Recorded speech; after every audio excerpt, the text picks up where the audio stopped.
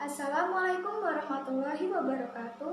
Hai guys, perkenalkan nama saya Alna Listia dari kelas 12 Formasi 4 SMK Muhammadiyah 3 Metro. Di sini saya akan menjelaskan materi bab 1 tentang bioregulator. Jadi apa sih itu bioregulator? Mari kita bahas. Bioregulator adalah katalisator yang bekerja terhadap proses dari suatu sistem kehidupan, yang dapat juga disebut dengan biokatalisator. Yang terpenting dalam bioregulator ada 4. Yang pertama, enzim, mineral, vitamin, serta hormon. Dan yang lainnya ada kontrasepsi, kortikosteroid, dan antidiabetes. Pertama, saya akan menjelaskan tentang enzim. Jadi, enzim adalah senyawa-senyawa organik, lazimnya protein yang mengakibatkan atau mempercepat biokimia berdasarkan proses katalisa. Contoh obat yang mengandung enzim yaitu vitazim. Kandungan dari vitazim ada amilase, protease, lipase, asam desoksikolat, dimetilpolisiloksat, dan vitamin B kompleks. Vitazim adalah obat untuk membantu proses pencernaan dan metabolisme tubuh serta meningkatkan kesehatan di saluran cerna seperti lambung dan usus kecil agar dapat bekerja baik untuk mencerna makanan. Kontraindikasi dari vitazim yaitu penderita yang hipersensitif terhadap salah satu komponen suplemen ini dan penderita saluran empedu. Efek samping dari vitazim adalah hipersensitif, kemerahan pada kulit, dan iritasi bukal dan perianial. Dosis lazim yang digunakan pada orang dewasa biasanya 1-2 tablet 3 kali sehari. Dan mekanisme kerja dari vitazim yaitu dengan mengkatalis reaksi hidrolis, yaitu reaksi yang melibatkan air pada ikatan spesifik dengan substrat. Selanjutnya ada vitamin. Vitamin merupakan suatu senyawa organik yang dalam jumlah sangat kecil sekali dibutuhkan oleh tubuh untuk memelihara fungsi metabolisme normal dari tubuh. Contoh dari vitamin yaitu vitamin D. Nah, vitamin D ini biasanya terbentuk secara alami lewat paparan sinar matahari langsung. Meskipun begitu, banyak jenis makanan yang mengandung vitamin D. Contohnya kuning telur, jamur, ikan, dan masih banyak yang lainnya. Manfaat dari vitamin D adalah untuk mencegah terjadinya kekurangan vitamin D, mencegah dan mengatasi osteoporosis, serta mengatasi hipoparatiroid. Dalam kategori ibu menyusui, vitamin D ini masuk ke dalam kategori C. Studi binatang percobaan menunjukkan efek samping pada janin, namun belum ada studi terkontrol pada wanita hamil.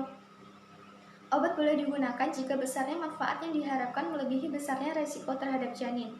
Nah, untuk ibu menyusui, vitamin D ini dapat terserap ke dalam ASI, sehingga jika Anda sedang menyusui, jangan gunakan obat ini tanpa sepengetahuan dokter. Merek dagang dari vitamin D, misalnya itu ada Prof di 1000 Ayu, David FT, dan Busdi. Vitamin D aman dikonsumsi sesuai dosis, namun jika dosisnya berlebihan, maka akan menimbulkan efek samping, seperti mulut kering, sensasi logam di mulut, serta tidak nafsu makan. Konsumsilah vitamin D sesuai dengan petunjuk. Sebaiknya konsumsi vitamin D bersamaan dengan makanan supaya lebih cepat diserap oleh tubuh.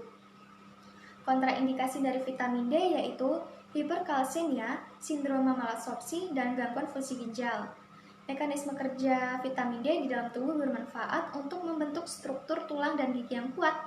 Vitamin D diserap usus dengan bantuan senyawa empedu hati dikarenakan vitamin ini tidak larut air. Setelah diserap, vitamin D akan disimpan di jaringan lemak atau adipose dalam bentuk yang tidak aktif. Selanjutnya ada mineral. Mineral adalah suatu senyawa anorganik yang dalam jumlah kecil bersifat esensial bagi banyak proses metabolisme dalam tubuh. Contoh obat yang mengandung mineral yaitu Fatigon dengan kandungan vitamin B1, vitamin B6, vitamin B12, vitamin E, kalium L-aspartat, dan magnesium aspartat. Suplemen yang mengandung multivitamin dan mineral ini dapat digunakan untuk memulihkan kesehatan tubuh dan membantu menjaga stamina, tenaga, dan kebugaran. Dosis yang digunakan biasanya 1-3 kaplet per hari dan baik dikonsumsi sebelum makan. kontraindikasi pada hipersensitif, dan efek samping dari Fatigon yaitu hipervitaminosis dan reaksi alergi. Mekanisme kerja Fatigon yaitu larut dalam air sehingga aman dikonsumsi dan tidak menyebabkan ketergantungan. Selanjutnya ada hormon. Hormon adalah zat kimiawi yang dihasilkan oleh kelenjar endokrin langsung masuk ke dalam aliran darah dan berpengaruh sangat spesifik terhadap organ tertentu untuk dapat berfungsi secara normal. Contoh obat yang mengandung hormon adalah oksitosin. Oksitosin adalah untuk merangsang kontraksi pada dinding rahim agar memudahkan proses persalinan atau melahirkan. Merek dagang yang beredar yaitu Decatosin, Induxin, Dermatosin. Oksitosin merupakan obat keras, karena itu harus melalui resep dokter. Selain itu, penggunanya pun perlu dibantu oleh dokter atau tenaga medis yang profesional. Secara umum, dosis dan aturan penggunaan oksitosin untuk perdarahan postpartum yaitu 10-40 unit dimasukkan ke dalam 1000 ml infus. Dan induksi persalinan dosis awal 1-2 ml unit per menit.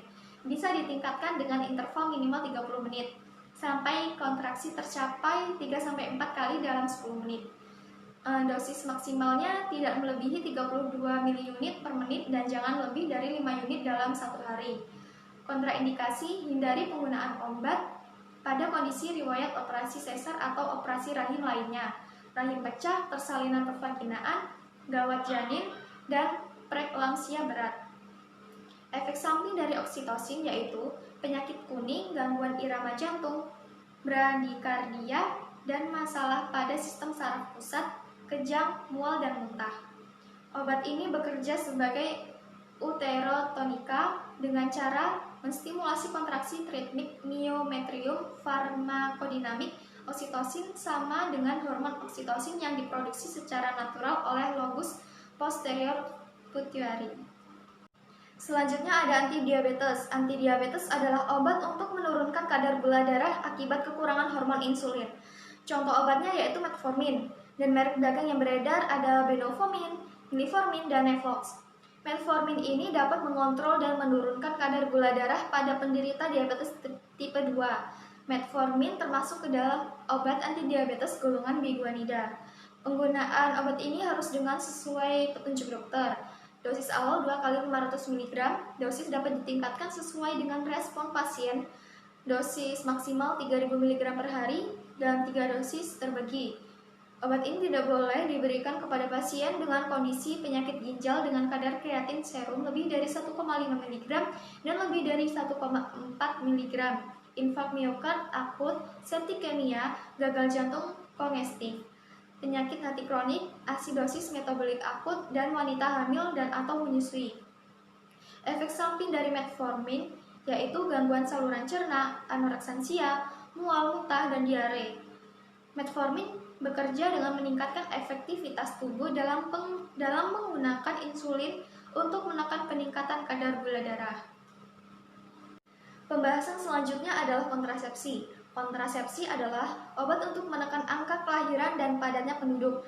Maka dibutuhkan program keluarga berencana dan salah satunya dengan obat kontrasepsi. Contoh obatnya yaitu pil KB Dian 35 dengan kandungan siproteron, asetat, dan etinil estradiol. Pil KB Diana digunakan sebagai kontrasepsi oral serta dapat menangani masalah lain seperti seborrhea atau hirsutisme ringan. Penggunaan obat ini harus sesuai dengan petunjuk dokter. 1 kali sehari 1 tablet dimulai pada hari pertama siklus haid. Selama 21 hari diikuti masa istirahat selama 7 hari. Aturan pakainya sebelum atau sesudah makan. Kontraindikasi dari pil KB Diana pada wanita hamil yaitu gangguan fungsi hati, laktasi, dan dalam pengobatan kanker payudara atau endometrium DM berat. Jika digunakan secara berlebihan akan menimbulkan efek samping seperti pelunakan payudara, nyeri pada payudara, sakit kepala, perasaan depresi, mual, nyeri perut, dan perubahan berat badan. Siproteron asetat bekerja dengan menekan fungsi testosteron dan metabolitnya yang disebut dihidrotestosteron, dan estradiol adalah turunan sintesis dari estradiol estrogen alami. Pembahasan yang terakhir adalah kortikosteroid.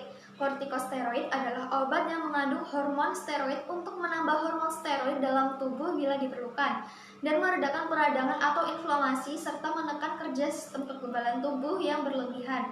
Contoh obat dari kortikosteroid adalah metilprednisolon. Merek dagang yang beredar ada Hexilon, Sanexon, Medixon, dan Lameson. Metilprednisolon digunakan untuk mengatasi penyakit yang menyebabkan peradangan seperti lupus dan multiple sklerosis, meredakan reaksi, alergi, dan asma. Dosis lazim dewasa yang digunakan 1 tablet sampai 2 kali sehari sesudah makan. Kontraindikasi pada pasien hipersensitif, idiopatik, bayi prematur, infeksi jamur sistemik, dan trombositopenik purpura. Efek samping dari metilprednisolon yaitu agitasi, pusing, mengurangi jumlah urin, sakit kepala, iritasi, denyut jantung tak beraturan. Dan metilprednisolon bekerja dengan menekan sistem imun sehingga tubuh tidak melepaskan senyawa kimia yang menunjukkan terjadinya peradangan. Terima kasih, itu penjelasan dari saya. Saya akhiri, wassalamualaikum warahmatullahi wabarakatuh.